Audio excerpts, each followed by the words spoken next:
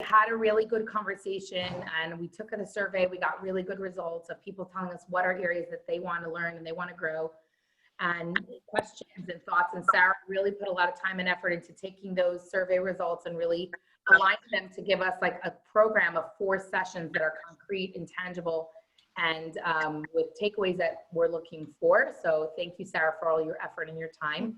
I also want to say something so interesting, and I'm going to give a brief for our tour, and I never do this on Thursday, but I feel like I can't not acknowledge this layer to the divine providence of what we're doing here today. So I feel like today on the Jewish calendar is the 17th of Tammuz, and the 17th of Tammuz is a day that when Moses came down from the mountain holding the first luchot, he saw the golden calf, and the luchot shattered. He shattered the luchot. Now, there's a lot of explanations that actually, until then, these stones were not manageable to be carried by him, but there was a miraculous intervention, divine intervention.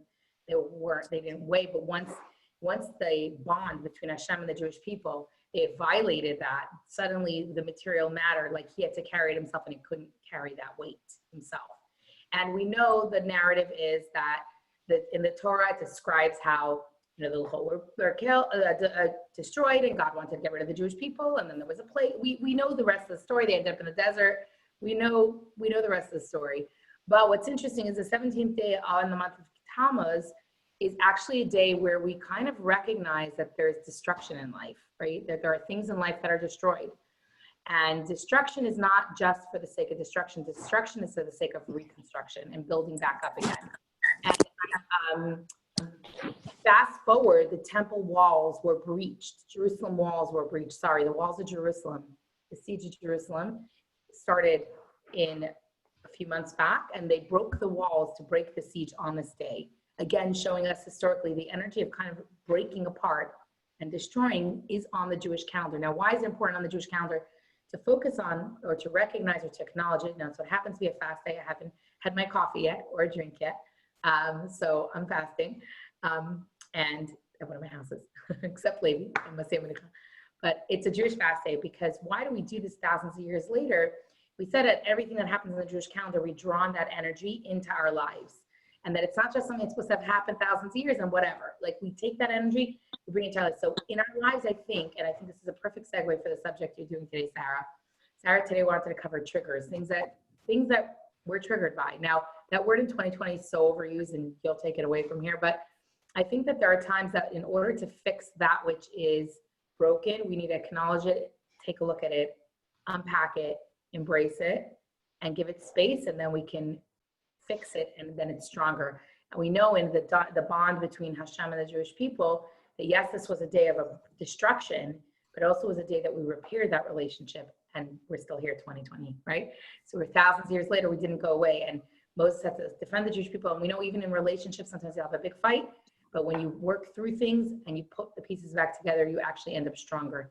So without further ado, I just felt like, how could we not realize this is the day that we're discussing this on? And I'm gonna pass the baton and the mic over to Sara. Go ahead, Sara. Okay, thank you. Well, what you said makes me think about how the Jewish holidays are intended to trigger us in a positive way for recollecting the history in a way that promotes growth. But sometimes they trigger us in ways that cause a lot of angst and distress.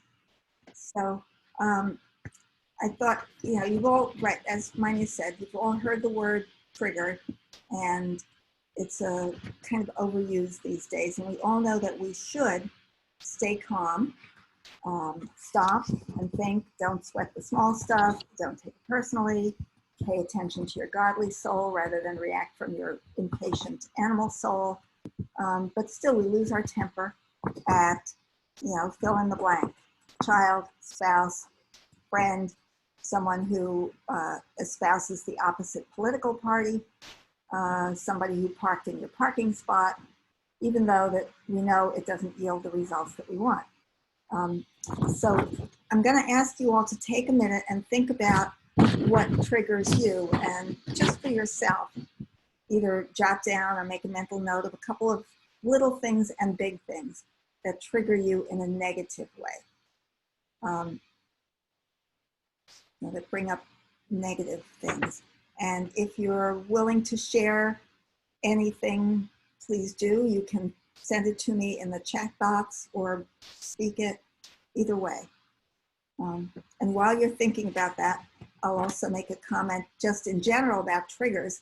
Has anyone ever been in a situation where you walk into a room and something you smell, something you hear, music, something you look at, a picture, suddenly puts you back to something that happened in the past in your life? Think about that. That's a trigger, and we'll talk about that more. But my question for you was, what are some triggers that you're aware of in your own life that push your buttons? And anybody willing to share something? It doesn't have to be big.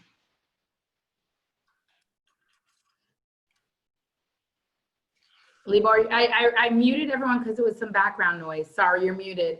Just, I'll unmute you. There you go. Yeah. There was just some background reverb, so I was trying to keep it down. Go ahead. So I know that in my reality right now, it's a small thing, but the fighting that I mentioned. So every time someone's when they start fighting, and we live in such a small house and everything is so loud. Mm-hmm. So Yeah. this was my trigger in the last 2 months, I think. It was really hard. Yeah. Limor, when my kids were younger, every time they'd fight, I would physically feel my body tense up. My neck, my shoulders. I would within 10 minutes, I could have a headache from the kids fighting. It's And it can be just nothing. Like I'm not worried that they're fighting. I know everything will be okay. I know they will be friends. I know everything's fine, but something just stressed me out in this past 2-3 months with all the quarantine and being in the house all the time and hearing them all the time was really, it was a challenge. Yeah, I really understand that. I was going to say that's one of my biggest triggers too, when the grandchildren start bickering and fighting. And it was an eye-opener to me to see that my daughter-in-law doesn't bother her. I mean, even the baby crying doesn't bother her.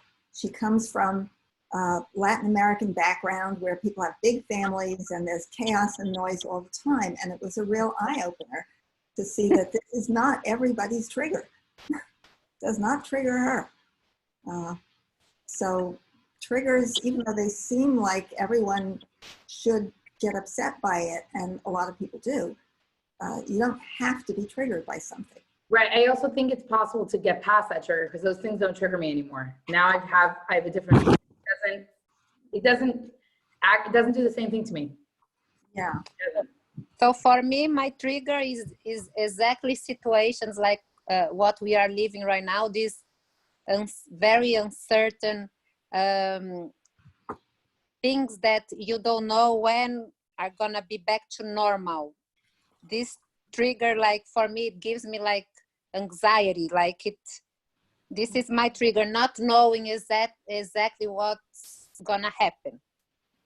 That's a really good one. Yes, uncertainty is one that a lot of people don't recognize as a trigger because it's kind of vague, but it really puts you on edge. Yes. Yeah, and it takes a lot of work to be okay with uncertainty. Mm-hmm. Yeah. Okay. Well, so let's look at exactly what happens when we're triggered and we forget, I put the forget in quotes, forget to be our best selves in the moment. Yeah, and at a practical level, how do we bring ourselves back from the edge of that precipice once you've lost control? Because once you've been triggered, then clawing your way back to calmness is more difficult. So physically, a trigger means that you've seen, heard, smelled, thought of. A trigger can come from inside too, a thought. Nothing can be going on outside, but on the inside, suddenly you think of something. And it's something that sets off your sympathetic nervous system. And I know I've mentioned sympathetic nervous system, but if you're not psychologists or biologists, you're not going to remember it. It's the part of our nervous system that acts automatically when we're in a crisis. And it was meant to protect us for survival during an emergency. In other words, if you're asleep in the middle of the night and without even realizing it, you smell smoke, you suddenly wake up, your heart starts beating, blood rushes to your arms and legs so that you can get up and jump around, your pupils dilate, your breathing gets shallow and faster, your whole body gets revved up to be able to run. It's called the fight or flight response. So it's a physiological thing. What happens is hormones get dumped into your bloodstream and it kicks off all of these things going on in your body that set you on alert. The other possibility of what happens when you're triggered is called the vasovagal response. And that's also an emergency stress response. So it's not a calm response, but it might look calm from the outside, but it's more the playing dead response. It's like when a rabbit or a deer in the headlights. You've ever seen or heard of a deer, on the road, the car's coming at them, the headlights is flashing at them, and they don't move. They're just standing there. Or a rabbit is being chased by a dog, and they get stuck in a corner and they can't go anywhere else. And instead of trying to run again, they just play dead. So that's another response that a trigger can trigger. And depending on what's going on for you, what has gone on in your past, you might have one, you might have the other, you might have both. But in either case, you're not thinking clearly, because it's when your hormones are rushing around like that and the sympathetic nervous system or the vasovagal system gets triggered, one thing that happens is the blood flow is not going to your prefrontal cortex, which is where logical thinking happens. It's not you're not going to do your best thinking during those times. So that's the difference between a trigger and a challenging situation. Two people might be in the same challenging situation of, hearing a car crash, maybe 100 feet away. And one person is able to think clearly about it and recognizes it's an emergency, picks up their phone, calls 911. The other person gets triggered by that because they have been in car crashes before. And what that triggers for them is a panic feeling. And they can't think clearly, and they don't know where their phone is, and they can't think. That's the difference between being triggered and being challenged. Any questions so far? Yes, I have a question. Okay. So now when you see a lot of people stressed from all this uncertainty, how do you say? When you see people now, are we in a flight or fight situation now? Yes, many people are, yes. And that's why you see so much on the internet about mindfulness and meditation and breathing exercises. And, that's why sometimes I feel like I don't want to give you guys more information on that, because it's out there. Every piece of advice you're going to find is all about that. It's about how to bring your autonomic nervous system, your sympathetic nervous system, back down from that fight or flight position. How to calm yourself down, yes. And the problem is that biologically, we were developed to have that response in an emergency. I mean, if a tiger is chasing you in the woods, back in the caveman days, a tiger was chasing you, you had to quickly run away. But once you ran away and you were safe, then you could calm down and life went on. But in the last, I don't know how long, civilization, we have developed situations that don't end so quickly. They keep going and going and going. And stressors that's why we have a higher, I mean, there has been a known relationship between the autonomic nervous system being kicked off, the sympathetic nervous system, and high blood pressure, which is connected to heart attacks, which is connected to all kinds of illnesses, which is connected to lowering a lower immune system response. It's just not good for our bodies. We were not designed. Yeah, because it feels now that you're in this situation all the time. Yeah. And it's an ongoing situation when it's like a loop.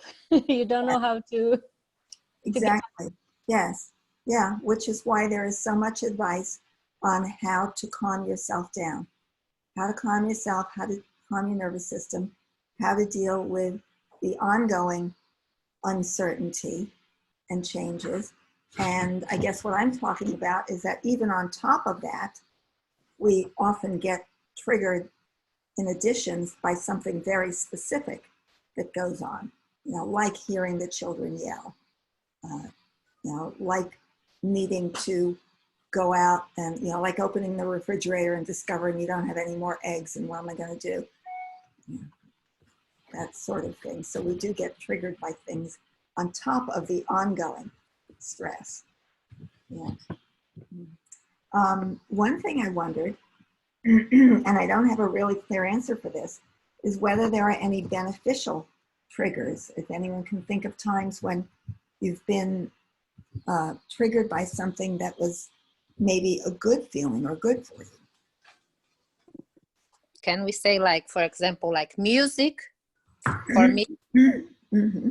when I listen to music, mainly from my country, like from Brazil, Brazilian songs, they trigger a happy mood, a happy sense, a happy body, everything happy for me. Mm-hmm.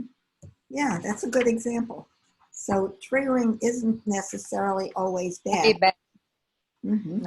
There are good things, and that's something that you can do for yourself. You can surround yourself with things that will trigger calmness or positive emotions, like music, you may have heard of aromatherapy, soothing smells, that what that does is calm down your nervous system.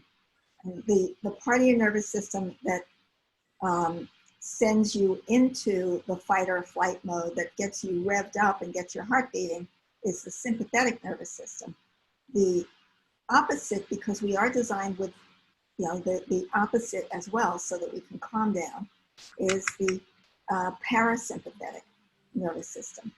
And that's the aspect of our nervous system and the nerves and the blood vessels that slow down the heart, slow things down. And that's where breathing, slow breathing, I think I talked about it was in a different lecture. I'm getting my lectures mixed up.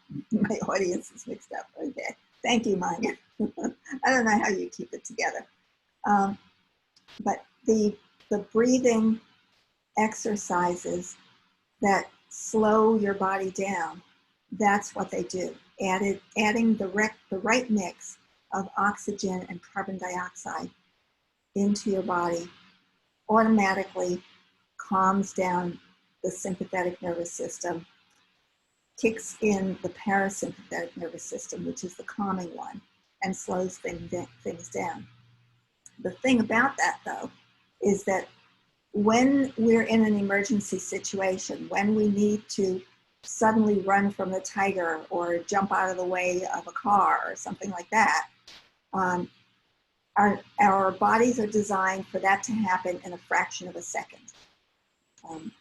The hormones get dumped into our bloodstream, the neurons flash very quickly, and in literally a fraction of a second, we are in fight or flight mode, because that's what it is. It's an emergency. Going back out of that, soothing, calming down, don't expect to be able to do that in a fraction of a second. It takes longer for your heartbeat to slow down, for your breathing to calm down, and you can do things about your breathing. You can't directly control your heartbeat, but what we have learned is that you can indirectly control it by breathing. by looking at soothing things, by triggering soothing emotions and soothing activities. By one of the natural triggers for soothing is attachment. You know, if most of us have had the experience of picking up a baby, and it's not only good for the baby, it's good for the parent. You know, have you ever experienced that, having it calm you down? You know, or a dog, or a pet. And that's why I recently learned that there is a tremendous upswing in adopting pets from the shelters since coronavirus started. You know, partly people are lonely, but also partly that people are in need of some kind of soothing companionship, something soothing. We're designed that way. So there are triggers for calmness and soothing as So well. on Monday, for example, when I did my MRI, I was triggered negatively and positively. The first one, when they put you inside the tunnel, it gives you like some anxiety, some like depending if you are claustrophobic, right? The thing is right here in your face. But then they give you some music to listen. Right. And that trigger a good thing. So it was thanks for this music. Oh, I'm glad to hear that they know to use those things, and they know how to use that to help. Yeah. Yeah. Other positive emotions that can be triggered are from photographs or videos of people, places you've been. Sexual arousal is a trigger for good feelings and focuses your attention, and you can forget about your troubles for a little while. Of course, if you're not in the right place at the right time with the right person, it can cause a lot of troubles. But for the moment, it will be soothing. So we're, you know, that's what triggers are. That's the physiology of what happens. That's what's going on for us. So then what do we do about it? What happens when you're triggered other than doing some breathing and being able to look at ways to surround yourself with pictures, videos, things that will trigger calmness. I mean, those work, and I know we've talked a little bit sometimes about cognitive behavioral therapy. We'll talk about that more. But what I wanted to spend the rest of our time on is how I actually help people deal with triggers in therapy. I figure one of the things I can offer is that people are constantly wondering, being able to ask a therapist, you know, well, really, what do you really do? So cognitive behavioral therapy often doesn't stick. Cognitive behavioral means that you look at the thoughts, at the negative thoughts you're having, and you check whether they're rational or irrational.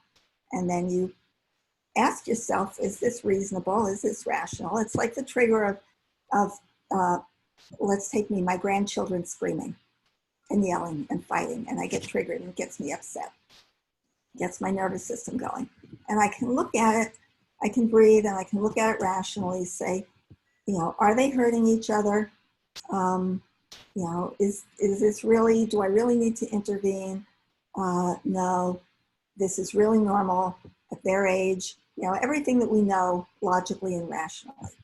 But if that doesn't really help, and it helps me most of the time, but, or I shouldn't say much of the time, but it didn't always help at the very beginning, because what was going on was something deeper. And what happens with my patients is first, well, let me ask you to kind of do this exercise yourself, but without sharing it if you don't want to. But check in to your body. Think about a trigger that you mentioned, a little one, a big one. I suggest maybe a little one at the moment. But if you want to go for a big one, go. You don't have to share it. And check in with where in your body you're feeling that tension. Sometimes people say their heads, their eyes, their throats, their chest, their heart. Depending on, it's different for different people, but check in and just let me know if you've been able to find a body part where you were able to check in. Okay, got a couple of yeses. All right, and then spend a couple of moments, just like taking a breath. You want to close your eyes if you want to, you may do that. And check in with that part of your body and see if it takes you back to an earlier time in your life where you felt that feeling. See if there's anything, and don't share it with us at this point. It might not be a pleasant time because it's probably not a pleasant feeling. So I want to be a little careful about this, about triggering you to unpleasant things. But thinking about where that feeling takes you and wondering, does it take you back to a time in your childhood, as far back as you're able to go, when you've had that feeling?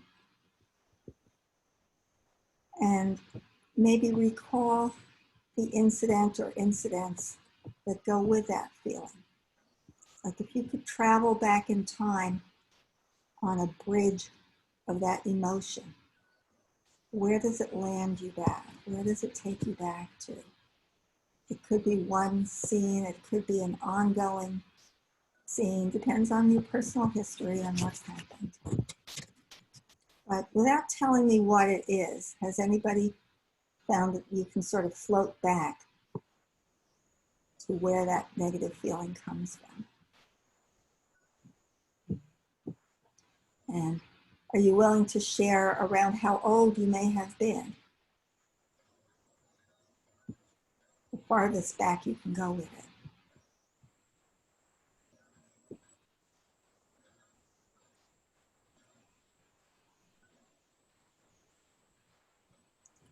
And I can share that for me, I realized that the arguments between my grandchildren, the fighting between kids, takes me back to when I was a child and my parents argued and bickered all the time. And when you're 5 years old, 8 years old, 3 years old, whatever, and your parents are bickering, it's a really horrible feeling. You're really pretty powerless and helpless, and it's pretty scary. And so it helped to recognize that and realize that this is coming from the past. And as a therapist, if I'm working with someone on that and we go back and we find where this is coming from, there are a number of things we can do. Sometimes it's enough to just recognize, oh, it's coming from the past, but I'm not there anymore. That was then, this is now. I don't have to do anything about it. And that helps. Just that alone can help. And having somebody share that with you, validate it, recognize and be able to say, yeah, that must have been awful, but remind you that you're not there anymore. It's your memories. And remember, I showed this video about how you can rehearse things in your imagination, and it's as if you do them. I sent the link a while back. And our brains operate that way. They don't really understand about time, past, present, future. If you bring up something as a thought or as a memory or as a future planning, like rehearsing for the future, in your mind, it's happening right now. It's still in the present. So when you get triggered by feeling like it's happening to you in the present. And how many of you heard the term PTSD? Anybody? Yeah, okay. What's happening there is somebody who has been through an extremely traumatic event involving, by definition, PTSD, traumatic events have to involve where you're or somebody close, somebody you love, where their life is being threatened.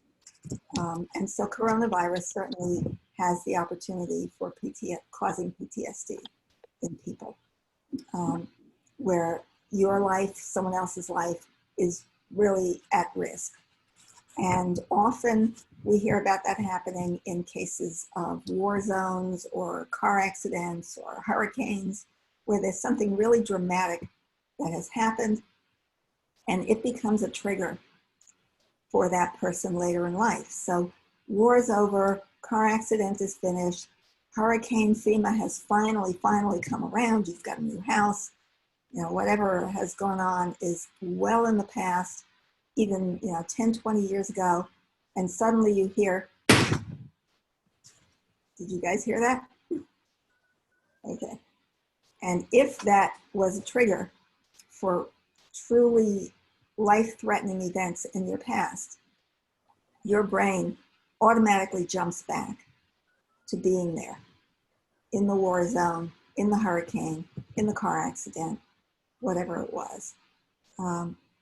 So that's the kind of thing that happens with triggers.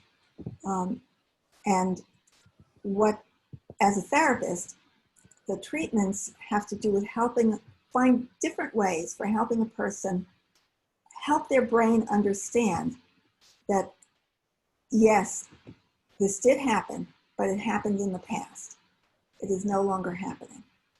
It does make it complicated, and one of the things that a lot of people don't understand and realize is that when, as therapists, we're dealing with, say, children who are in abusive family situations, a child who's being molested and they're still being molested, or a spouse who is in an abusive relationship, or girlfriend, boyfriend, and they're still in this relationship.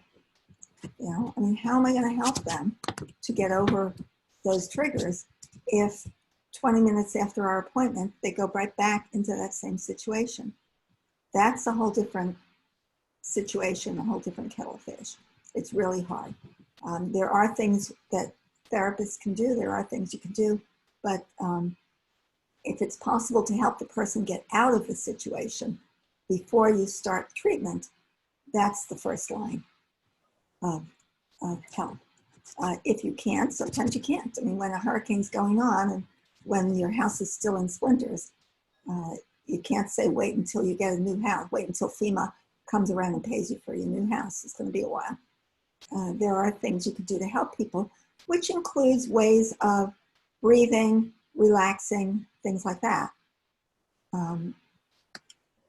So there are things we could do to help people. But if you're not in a crisis at the moment, what helps the most is recognizing where the trigger is taking you. Where it's taking you, it's most likely sometime in your childhood when you were in a truly difficult situation, and it really was an impossible situation for you because you were like that tall and couldn't go away, couldn't take care of yourself, couldn't do much about it, and you were stuck. And those feelings were appropriate at the moment, but they're not appropriate anymore.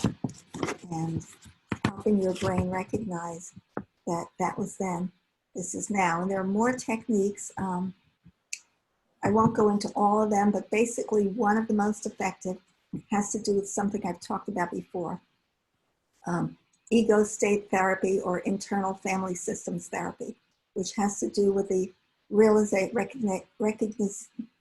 recognition that we all have different parts to ourselves, and that what got triggered is a very young child part, a part that was vulnerable, a part that was that has gotten stuck in the past because of that traumatic event or difficult event.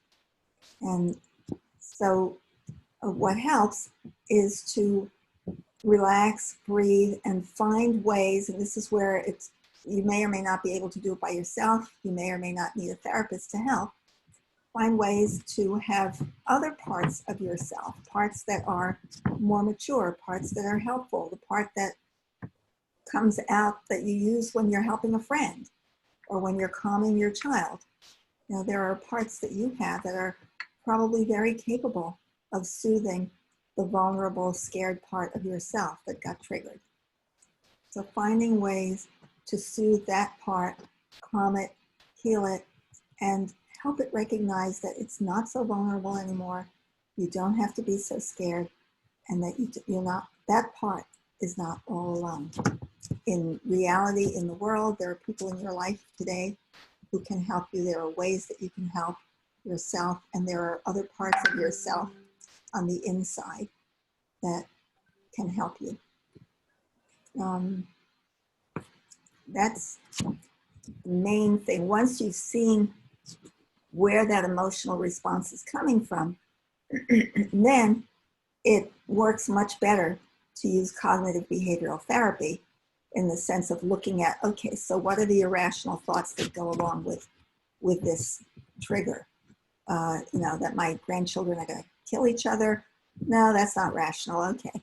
Once I have recognized that my feelings are coming from the past and the thoughts that go with them are from the past, then it becomes much easier to look at the irrational aspect of the thoughts in the present and talk back to them and come up with logical explanations and refutations for them. Questions, comments? I want to jump in and give this, I want to share this, but I want to hear your thoughts on, I guess, where these two ideas are. So when I was, I think, 5 or 6, I almost drowned. I wasn't danger. It wasn't, obviously, I didn't have to be resuscitated or anything, but I definitely had that experience of being submerged in the water that was way over my head. I think me and my siblings, we decided we're jumping in at 3, and they decided a bunch of friends are going to push me in at 2 or whatever it is. We're jumping in at 10, pushed me in at 8. I wasn't ready. I was a new swimmer, whatever. Typical, whatever. From then on until 25, I could not relax in water. I could never go swimming. I could never learn how to swim. I didn't understand how people swam. At 25, It's a terrifying experience. Yeah, very scary. Like that overwhelmed water over, like not breathing. And not being able to breathe. I mean, and not getting up to the surface. The nishama, it is life-threatening. Yeah.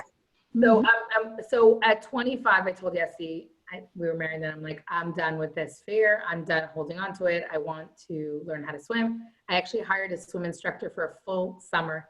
She taught me how to swim as an adult, get over my fear, how to tread water. Anyway, so that from then on, I was swimming. I didn't love pools, but I swam. Okay.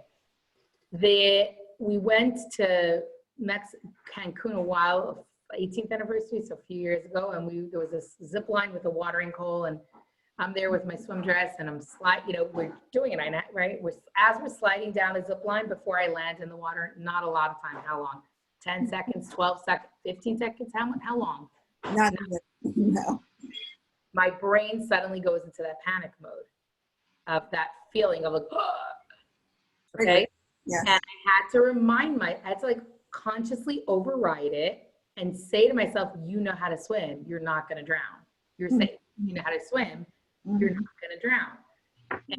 And the reason I'm asking is, so obviously it's a trigger. And obviously, even now when I'm in the pool, sometimes I tell the kids, when I'm swimming in the deeper end, they can't just knock into me because it's a lot of conscious effort to just do what I need to do. They know that they can't drag me down. Even each other, they're playing fine, but they know that. I'm not a strong swimmer, you can't do that. But what's so interesting is that I've used this example for my kids because in Tanya, we have this mindset called Moch Shalat al Alev, how the mind needs to rule the emotions, how your mind can override your emotions. And I've used this as an example for my kids. I had a daughter who got bit by a dog. She likes dogs, but then sometimes if she doesn't know them, she says she eats more dogs she doesn't know, that scares her, whatever it is. So we've used that example, but I'm wondering, how does that fall into place with everything you're saying? Because I'm looking at it through the Tanya lens. Clearly it's the example you're given, obviously not a massively, life-altering one. So I could technically go the rest of my life without being in a pool, even though now I do swim and I enjoy it. I could, right? Yeah. But there are similar examples in which it becomes important. Right. And it doesn't contradict anything. It is, what I described is the first stage of treatment for something where you get triggered. You've frozen. Okay. Have you frozen on purpose? Okay. No, I'm here. I'm not frozen. I just shut the video when there's other things or other people or other. All right. Okay. But I'm here and listening. Yeah. I'm sure I didn't lose you. Okay. No. But I think I've given you the example of tracks in skiing and tracks in the snow, but I'll go through it quickly. I don't know if you guys have ever skied. Hopefully either you have or you can imagine skiing. And imagine that you are on a ski slope and you get up on the chairlift and you're up at the top and you're the first person on the mountain in a beautiful mountain, lots of snow, and you skied before, you know how to ski, and you're going to, you have an array of ski trails to go down. So you choose kind of an intermediate one. You go ahead and choose that and you go down and it's beautiful, gorgeous day. And halfway down you get to a clump of trees and you see that you have to go right or left. So you make a choice. I mean, somebody have a choice. There's no right or wrong. Which way would you want to go?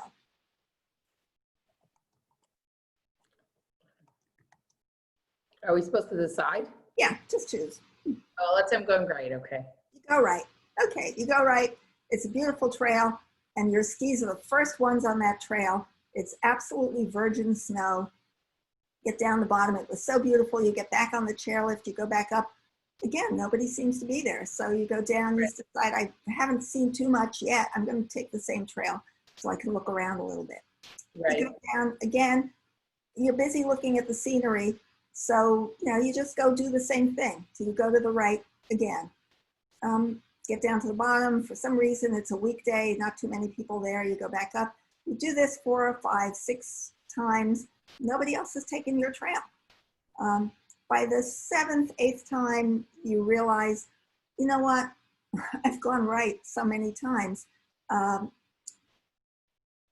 wonder what's the other way. But by the time you think of that, you're seeing the clump of trees right in front of you. Now, has anybody ever skied? I have not, but. Can you imagine what happens when you make that decision at the last minute? Where are your skis? Which way are your skis going to want to take you? Right or left? Right. Right. Does everybody follow that? Zanna said right. Yeah. Your skis are going to want to go to the right. If you decide to go to the left, you're going to have to put a lot of effort into that. If you decide too late, what's going to happen? Yeah, you crash into a tree, fall. It's a disaster. You have to plan ahead. You have to think ahead, you have to plan ahead, and you have to really exert a lot of effort.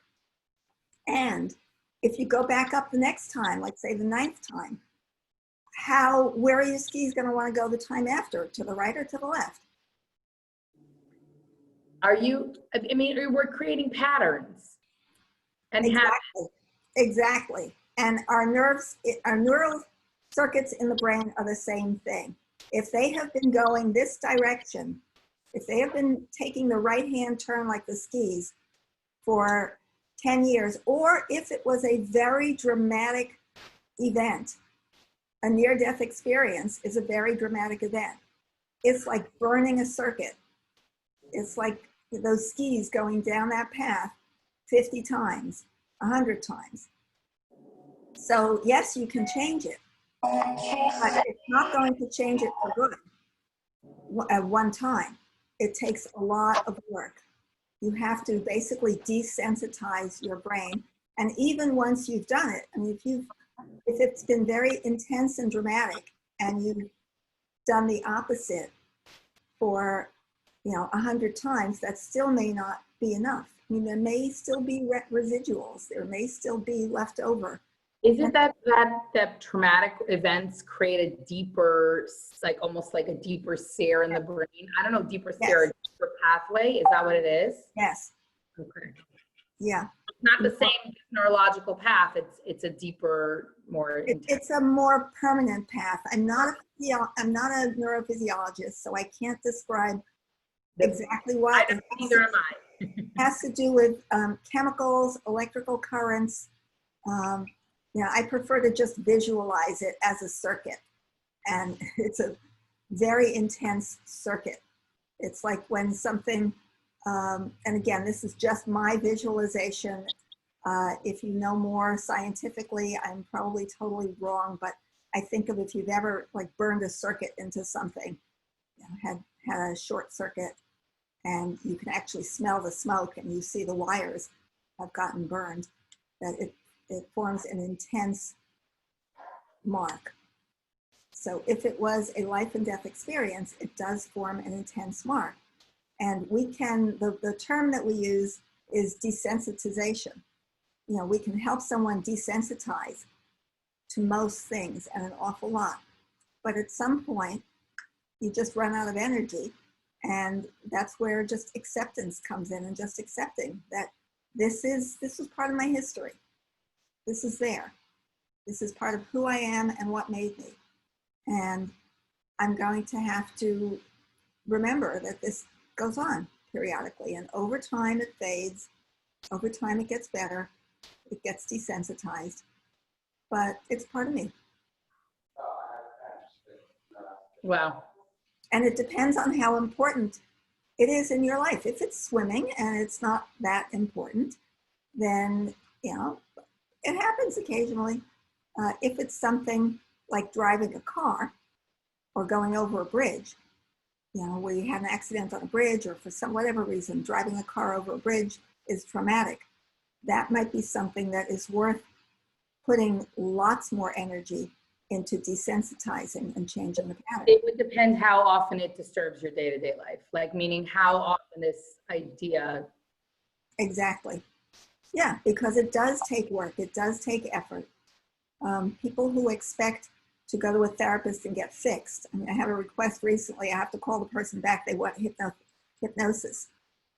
I do use hypnosis, and one of the functions of hypnosis that is very useful is helping people be able to float back and remember past incidents, also helping people be able to look forward and rehearse in their imagination. So there are lots of uses for hypnosis. And they help, but they're not a magical cure that I can't just suddenly hypnotize someone and say, now you're not going to be afraid anymore. Doesn't work that way. Okay. Any questions? Any other comments? Can you just recap the 3 tools, like you said, like you have to rewire it, you have to go, obviously get support, accept that you're not at that place. If you could just like summarize in 3. Okay, so if you, yeah, I feel like you give us such a deep dive, and they're so practical. Like you're giving us, you're more than just giving us solutions. You're also explaining things in a very real way for us. So like we're not psychologists, so we can learn a lot. And I think if we understand like the concrete steps, may help us not just for ourselves, but for our children or our families or those we meet and we love. Yeah, great. That's the idea. So if you find that you are being triggered and that you can't get over it by breathing or anything simple, I mean, certainly the first step is try something simple. Breathing, logically thinking about it, any of those very simple. In fact, I'm going to take some notes because I didn't put it down that way. You don't have to do, if I don't want to like drive you crazy if you did. No, this is really good. Your point is very well taken. If that does not work, then check where in your body the sensation happens and see if you can float back with that. Take it back to wherever it came from. Now that could be scary. If that's too scary to do by yourself, that's probably a good time to call a therapist. Because if it's scary for you, a friend or partner might have trouble with that as well. So, and might try to comfort you and do the kinds of things that wouldn't be helpful. But if you can do it yourself, then check in with your body, see if you can float back, and with that, see if you can find ways to self-soothe, to remind yourself that that was then, this is now, that you can get over this. You don't have to be stuck in the past. If self-soothing works, then you can go back to some of the cognitive behavioral rational approaches that remind yourself that that was in the past, that this is really logical, you don't have to be so afraid, any of those things. And if that works, that's fine. If that doesn't work, go see a therapist. That makes sense. Everybody's muted.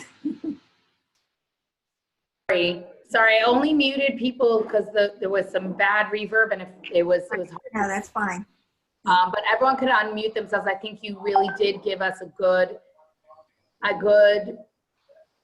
dose, like there's sometimes let's say certain things will bother me and I'm like, well, why is that even bothering me? You know, like, why is that even something that or let's say in the beginning of Corona when one of my kids said to me, and I would get very upset when let's say I would make food or the kids would be like, oh, I don't know if I want, or let's say unappreciative or I don't know, or like I was trying so hard to take care of them the way I thought they wanted to be. And one of my sons said to me, he's like, Mom, why are you taking it so personally? And I was like, oh wait, why am I? You know, like I needed to hear that. It was like, I was like, wait, why am I taking this so personally? Okay. And sometimes just asking that is enough. Yeah. It's okay. Just breathing is enough. But that's a broad awareness that I am overdoing this. Like, this is food. You don't want it, don't eat it. Yeah. And no, none of them are malnourished or starving. Yeah. So hopefully most situations you can do something like that.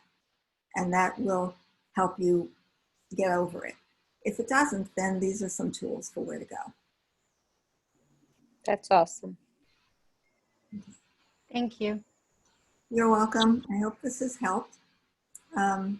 Next time, and should next time be next week or in 2 weeks? What was your thought? I could do either. What works better? Up to you. I think we might be in Austin, but I think by Thursday we'll be back. So I think we will be back. Yeah, I tend to think it's better to do things in a sequence because I find that when you skip and you like, then wait, is it this week? Is it not this week? Is it this week? Is it not this week? So that's my experience with programmatic scheduling. That's sequential. Like we say, this is the next 4 weeks what we're doing. It works. Good. Yeah, I'm good with next week. By the way, did any of you tune into Dina Horowitz's talk? I did. Not yet. It's on our Facebook. It's Facebook. You could see it. I did, but I think I probably missed the beginning, so I need to go back and listen from the beginning. But even the short clip that I saw, that originally like 8 minutes or something, was so powerful, so inspirational. How long is the whole video? Probably about an hour, but you could put it on in the background of while you're doing something. You know what I mean? Like it's not like it's powerful. It's powerful. These interviews are very impactful. The ones that they're doing, the lineup they're really doing has been very impactful. Yeah, I enjoyed. All right, lovely ladies. We'll see you. If you know anyone else who needs anything in town, just let us know. We're here. Okay, so next week I will look at. Next week I'll look at something called the stages of change. There is a stages of change model that explains when people make really big changes in their lives, what works, what sequence works, what doesn't, and why. Yeah, very interesting. Nice. Okay. Thank you, Sarah. Sounds good. All right. Thank you, welcome. Sarah. Bye-bye. Thank you for the opportunity. Thank you. Your time, your energy, everyone. dedication. Thank you. Thank you. Thank you, everyone. Bye. Bye.